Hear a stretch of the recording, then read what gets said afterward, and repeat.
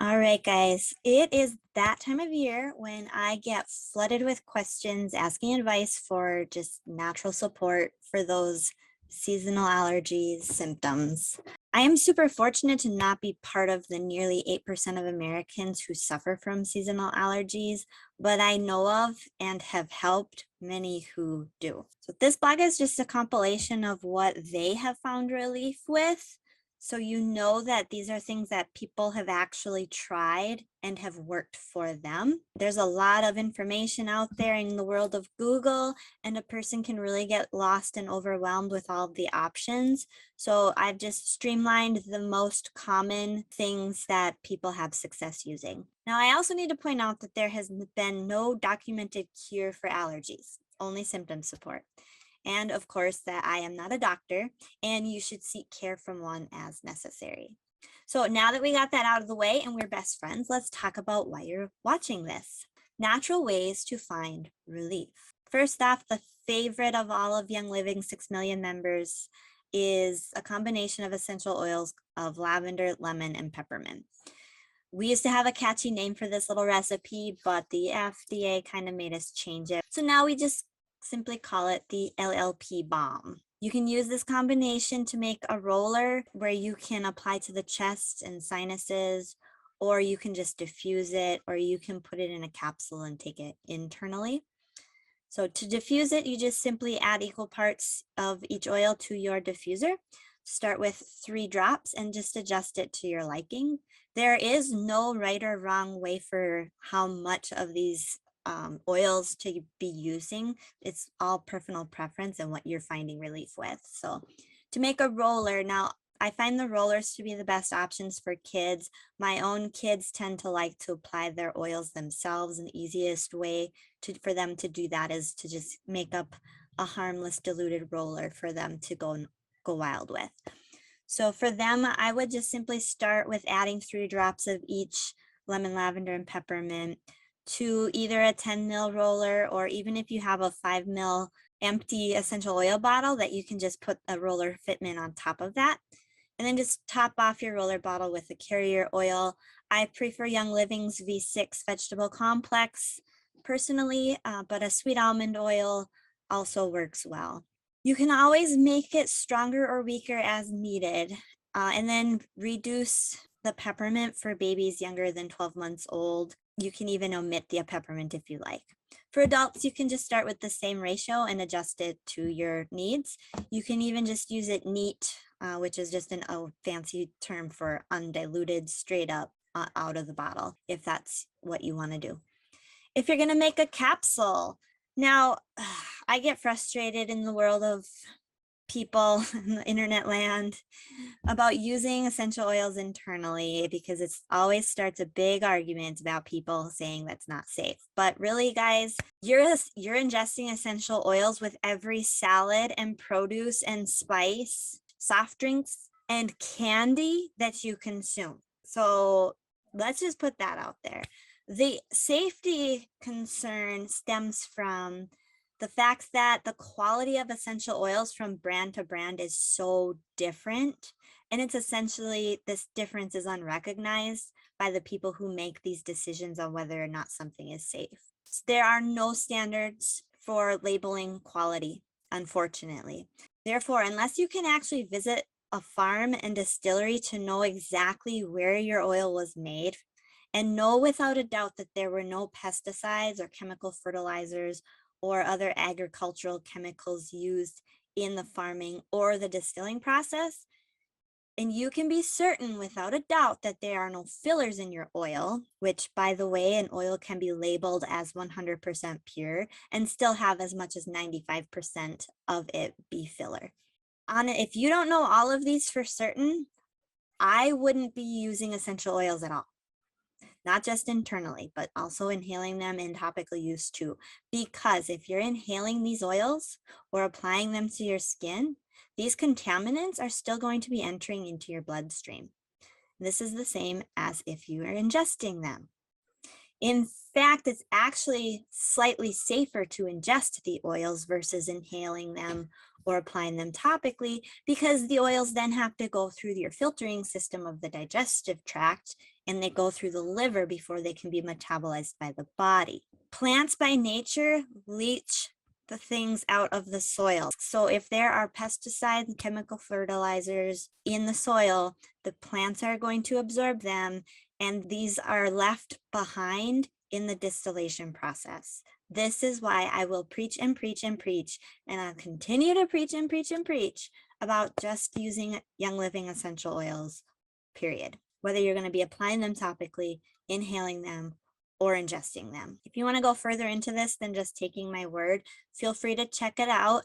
You can visit my website at esenti.com/swapitsavvy and just type in Seed to Seal in the search box, and it'll take you to a page that is all about Young Living's farming and distillation practices. You can even book tours to visit farms all over the world. They're a very transparent company. They love showing us, their customer, their process. The next formality I need to cover is that when you're talking about ingesting essential oils, we are required to suggest the vitality label that Young Living carries, because the FDA doesn't recognize a topical use product as a dietary supplement too.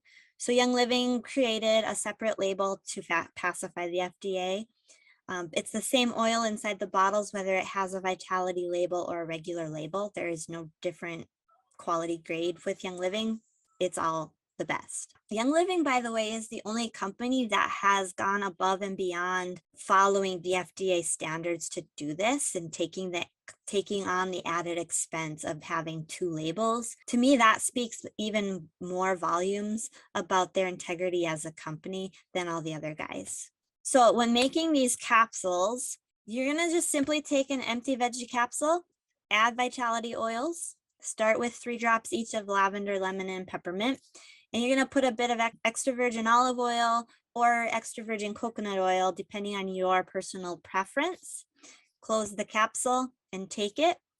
I personally like to take my essential oil capsules with some form of milk, whether it be dairy or goat or almond milk or coconut milk, just something besides water. Because if you spill any of the oil on the outside of the capsule while you're making them, which I promise you is going to happen, water intensifies the oils, and it can be sometimes unpleasant depending on what oils you're making your capsules with. So using the milk just helps prevent you from tasting the oil as you take the capsule. It also is going to help with that. Like sometimes when you take an oil capsule, you tend to burp up the flavor. You can taste it on your breath. Taking it with some form of a milk is going to also curb that little side effect. And then also the carrier oil that you use is going to help the essential oil stay in the body longer. Essential oils are very quickly absorbed by our cells. And so putting a carrier oil with that is going to help them stay in your system longer. And it's also going to act as a vehicle to drive that oil to the actual cell where it can be used.